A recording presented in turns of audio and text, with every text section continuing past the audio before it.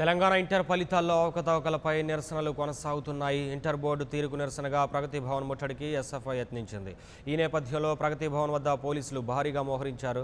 ప్రగతి భవన్ వైపు దూసుకెళ్లిన ఆందోళనకారులను పోలీసులు అదుపులో తీసుకున్నారు. దీంతో ఇక్కడ పరిస్థితి ఉద్రిక్తంగా మారింది.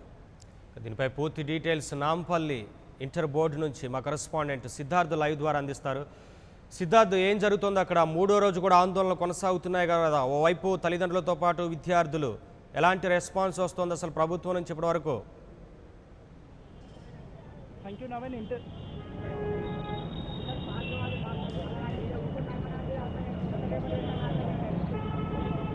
హలో సిద్ధార్థ్, చెప్పండి. ఇప్పటి వరకు మూడో రోజు కూడా ఆందోళనలు కొనసాగుతున్నాయి కదా, విద్యార్థులు ఇటు తల్లిదండ్రులు కావచ్చు. ప్రభుత్వం నుంచి ఎలాంటి రెస్పాన్స్ వస్తుంది? వైపు ఆత్మహత్యలు కొనసాగుతున్నాయి కదా విద్యార్థులవి.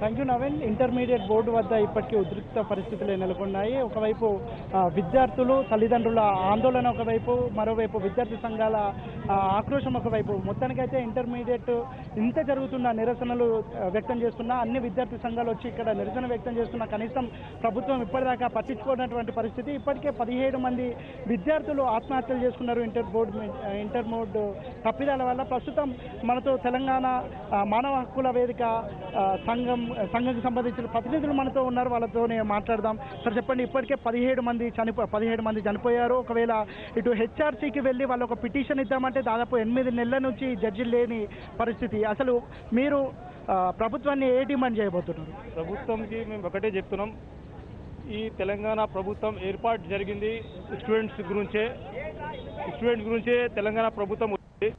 ఈ స్టూడెంట్స్కి అన్యాయం జరిగితే ఈ తెలంగాణ ప్రభుత్వం మంచిగా జరగలేదు. ఈ కేసీఆర్కి మేము చాలా చెప్తున్నాం, ఈ స్టూడెంట్స్ మీద ఏమైనా ఈ ఎవరైతే తప్పు కరెక్షన్ చేసిరో దాని మీద మీరు ఇమీడియట్గా చర్య తీసుకోవాలి. స్టూడెంట్స్ వల్లనే తెలంగాణ వచ్చింది, అది మీరు దృష్టిలో పెట్టుకొని స్టూడెంట్స్కి న్యాయం జరగలేక చేయాలి. అయితే స్టూడెంట్స్ ఆత్మహత్యకి అయితే పడబడుతున్నారు, వాళ్ళు దయచేసి ఆత్మహత్య చేసుకోవద్దు. మనం తెలంగాణ ఎట్లా సాధించుకున్నాం మనం పోరాటంతో, ఇది కూడా మనం ఎట్లనే మనం పోరాటం చేసి మన మార్క్స్లు మనం గెలుద్దాం అని మేము ఒకటి మెసేజ్ చేయాలి అని అంటున్నాం. సో మొత్తానికైతే విద్యార్థుల ఆత్మహత్యల మీద చాలా ఆందోళనలు వ్యక్తమవుతున్నాయి. ఈ నేపథ్యంలో చాలామంది విద్యార్థులు వెరిఫికేషన్ కోసం కానీ, రీకౌంటింగ్ కోసం కానీ ఇంటర్మీడియట్ బోర్డు వద్దకు వస్తున్నారు. ప్రస్తుతం కొంతమంది విద్యార్థులు ఉన్నారు. చెప్పు, నీ ప్రాబ్లం ఏంటి? ఎన్ని రోజుల నుంచి వస్తున్నావు? నీ ప్రాబ్లం ఏంటి అసలు? నేను 3 డేస్ నుంచి వస్తున్నా సార్. ఇక్కడ 3 డేస్ నుంచి వస్తున్నా. ఒక్క సబ్జెక్ట్ పాస్ కాకుండా అన్ని సబ్జెక్ట్ ఫెయిల్ చేసి టోటల్ మార్క్స్ 34 మార్క్స్ వచ్చినాయి. ఎవరికి చెప్పాలి? మా మమ్మీ డాడీ ఇక్కడ వస్తే అలా దొబ్బేసి పోలీసు వాళ్ళు. ఇప్పుడు పోలీసు వాళ్ళకి ఏముంది, అధికారం ఉండేది. ఎవరు సెక్యూరిటీ మా యూత్ మేము స్టూడెంట్స్ కోసం, మేము మా ప్రాబ్లం కోసం మేము అడగడానికి వచ్చినాము. వాళ్ళు ఎందుకు దొబ్బేస్తుంది? మాకు మా మమ్మీకే కానీ డాడీకే కానీ మా పేరెంట్స్ ఇక్కడ ఉన్న ఎవరికైనా పేరెంట్సే కానీ యాక్షన్ ఇంత దొబ్బలని యాక్షన్ ఓడిస్తాడు. 10 మంది పిల్లలు చచ్చిపోయారు, వాళ్ళకి ఇస్తారు 50 లక్షలకి ఏ ప్రభుత్వం ఇచ్చిందా? వాళ్ళకి న్యాయం కావాలి. చచ్చిపోయిన వాళ్ళకి మళ్ళీ పేరెంట్ల సబ్జెక్ట్ అన్ని పాస్ కావాలి, పిల్లలకి అందరికి న్యాయం చేయాలి. సో మొత్తానికైతే విద్యార్థి సంఘాలతోనే కాకుండా విద్యార్థులతోని, ముఖ్యంగా పేరెంట్స్తోనే చాలా దురుసుగా ప్రవర్తిస్తున్నట్టు ఇక్కడ విద్యార్థులు చెప్తున్నారు. అయితే ఈరోజు నిరసనలో భాగంగా తెలంగాణ ఆమ్ ఆద్మీ పార్టీ బాధ్యులు కొంతమంది వచ్చారు, వాళ్ళని అడిగి తెలుసుకుందాం. మేడం చెప్పండి, ఇంతమంది విద్యార్థులు నష్టపోతున్నారు, విద్యార్థులు 3 రోజులుగా నిరసనలు వ్యక్తం చేస్తున్నారు, అయినా ప్రభుత్వం స్పందించట్లేదు. మీ డిమాండ్ ఏంటి? మీరు ప్రభుత్వానికి ఏం చెప్పదలుచుకున్నారు? ఈరోజు ఉదయం 11 గంటలకి మా వాళ్ళు అందరు రావడం జరిగింది, నిరసన తెలపడం జరిగింది. వాళ్ళందరినీ నిరుంకషంగా వాళ్ళందరినీ తీసుకెళ్లి అరెస్ట్ చేశారు. ఇది నాంపల్లి పోలీస్ స్టేషన్లో పెట్టారు. వాళ్ళని వెంటనే విడుదల చేయాలని నేను డిమాండ్ చేస్తున్నాను. ప్రభుత్వం నిరంకుశతోని విపరీతంగా పెరిగిపోతుంది. వాళ్ళ స్వలాభం కోసం, వాళ్ళ స్వార్థం కోసం వాళ్ళు గ్లోబరీనా అనే ఫాల్తూ కంపెనీకి అప్పచెప్పి పిల్లల భవిష్యత్తుతో ఆటలు ఆడుకుంటుంది గవర్నమెంట్. ఇప్పటి వరకు 18 మంది విద్యార్థులు చనిపోవడం జరిగింది. కేసీఆర్ బయటికి వచ్చి ఒక స్టేట్మెంట్ ఇవ్వలేదు, ఒక ప్రెస్ మీట్ కూడా పెట్టలేదు, ఒక విద్యార్థిని కూడా కన్విన్స్ చేయలేదు, కన్సల్ట్ చేయలేదు. సో ఇది చాలా దారుణం. మేము ఆమ్ ఆద్మీ పార్టీ తీవ్రంగా వ్యతిరేకిస్తుంది గవర్నమెంట్ని. ఇప్పుడు ఎవరైతే 3,24,000 మంది విద్యార్థులు ఫెయిల్ అయ్యారో వాళ్ళందరికీ ఫ్రీగా రీకరెక్షన్ చేయాలి, రీవాల్యుయేషన్ చేసి ఆ మార్క్స్ని మళ్ళీ వితిన్ 10 డేస్లో వాళ్ళు విడుదల చేయాలి. ఇప్పుడు వీళ్ళు ఎవరైతే ఫెయిల్ అయ్యారో వాళ్ళు ఎంసెట్కి ఎలిజిబిలిటీ పొందలేరు, వేరే ఇతర కాంపిటేటివ్ ఎగ్జామ్స్ దేనికి కూడా ఎలిజిబిలిటీ రాదు వాళ్ళకి. సో ఇలా వాళ్ళు టైం పాస్ చేసి కమిటీలు వేసి అది చేస్తాం ఇది చేస్తామంటే ఒప్పుకునేది లేదు. ఇమీడియట్గా వాళ్ళకి వితిన్ 10 daysలో మళ్ళీ రీకరెక్షన్ చేసి రీవాల్యుయేషన్ చేసి వాళ్ళకి పాస్ మార్కులు అనేది వేసి వాళ్ళని కాపాడాల్సిన బాధ్యత ప్రభుత్వం మీద ఉంది. ఇలా ఎక్కడ కూర్చొని ఇంకా బయటికి రాకుండా సీఎం కేసీఆర్ చోద్యం చూస్తున్నారు.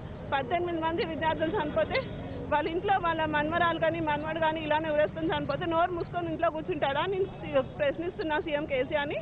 ఇప్పుడు రాబోయే జెడ్పీటీసీ ఎంపీటీసీ ఎలక్షన్స్లో కూడా ఎవరు వీళ్ళకి ఓటు వేస్తే వాళ్ళకి ప్రభుత్వానికి బుద్ధి చెప్పాలని నేను కోరుకుంటున్నాను. సో మొత్తానికైతే ప్రభుత్వం మీద తీవ్ర విమర్శలు వస్తున్నాయి. ఎంతమంది చనిపోయినా, ఎన్ని విద్యార్థి సంఘాలు వచ్చి, ప్రజా సంఘాలు వచ్చి, వివిధ ప్రతిపక్షాలు వచ్చి నిరసన వ్యక్తం చేస్తున్నా ప్రభుత్వం ఎలాంటి క్లారిటీ ఇవ్వట్లేదని చాలా విమర్శలు వస్తున్నాయి. అయితే ఈ రోజు కూడా ప్రతిరోజు లెక్కనే ఒక 3 రోజుల నుంచి ప్రతిరోజు విద్యార్థి సంఘాలు ఇక్కడికి వచ్చి విద్యార్థులకు భరోసా ఇద్దామని వాళ్ళతో మాట్లాడడం, సో వాళ్ళని అరెస్ట్ చేసి తీసుకెళ్తున్నారు. ఇందులో భాగంగానే ఈరోజు పీడిఎస్ విద్యార్థి సంఘం కూడా ఇక్కడికి వచ్చి తమ నిరసన వ్యక్తం చేస్తూ ఉంటే చాలా మందిని అరెస్ట్ చేసి తీసుకెళ్లారు. ప్రస్తుతం మనతో కొంతమంది విద్యార్థి నాయకులు ఉన్నారు పీడిఎస్కు సంబంధించి, వాళ్ళని అడిగి తెలుసుకుందాం. సార్, మీరు చెప్పండి, మీరు ప్రధానంగా ఏం డిమాండ్ చేయబోతున్నారు? మీరు విద్యార్థి సమస్యల మీద నిరంతరం పోరాడేవారు, విద్యార్థులు ఇంతమంది చనిపోయారు, ఇన్ని నిరసనలు వ్యక్తం చేస్తున్న ప్రభుత్వం క్లారిటీ ఇవ్వట్లేదు, మీరు ఏం డిమాండ్ చేయదలుచుకున్నారు ప్రభుత్వాన్ని?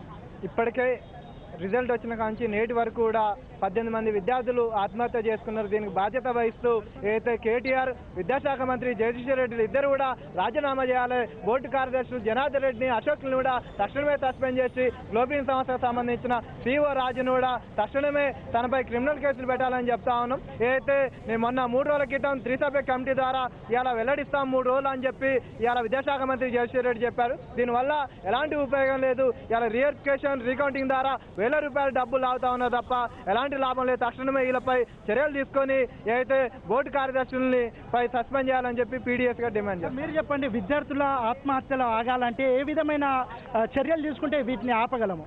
ప్రభుత్వం ఏ స్థాయిలో స్పందించాలంటే ముఖ్యమంత్రి లాంటి వాళ్ళు కూడా దిగి రావాలి. ఇక్కడికి 100 మంది, 1000 మంది, లక్షల మంది వస్తున్నారు కదా, ఇంకా రాని వాళ్ళు ఉన్నారు కదా, రాని వాళ్ళందరికీ కబురు చేసి నేను ప్రగతి భవన్లో కానీ సెక్రటరీలో కానీ టెంట్ వేసినా, మంచినీళ్ళు ఏర్పాటు చేసినా, టీలు ఏర్పాటు చేసినా, రాండి మీ బాధలందరూ చెప్పుకున్నారు రాండి అని కేసీఆర్ గారు లాంటి వాళ్ళు పిలవాలా. ఈ పేరెంట్స్ని అంత భరోసా ఇవ్వాలా. లేకపోతే వీళ్ళు టీనేజ్ విద్యార్థులు చాలామంది అపోహలకు గురైన వాళ్ళు, బాధలకు గురైన వాళ్ళు చాలామంది, ఇంకా మరొక ఆత్మహత్యలు పెరిగే అవకాశం ఉంది. అందుకే వీళ్ళు టీనేజ్ విద్యార్థులు కాబట్టి, చాలా సున్నితమైనటువంటి విద్యార్థులు కాబట్టి సెక్రటరీ పిలవండి, లేకపోతే ప్రగతి భవన్ పిలవండి. ఇదే ముఖ్యమంత్రి గారు కూర్చొని బాధలు ఏందో వినండి. ఇక్కడ చాలా మంది ఉన్నారు కదా, వాళ్ళ దగ్గర కూడా పత్రాలు తీసుకోండి.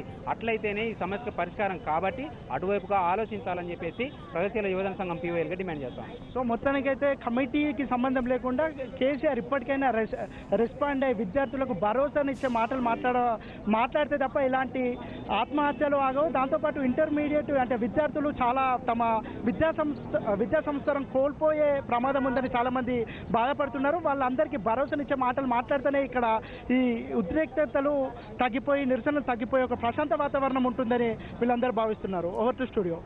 Thank you Siddharth. For more updates, please subscribe 99 TV Telugu.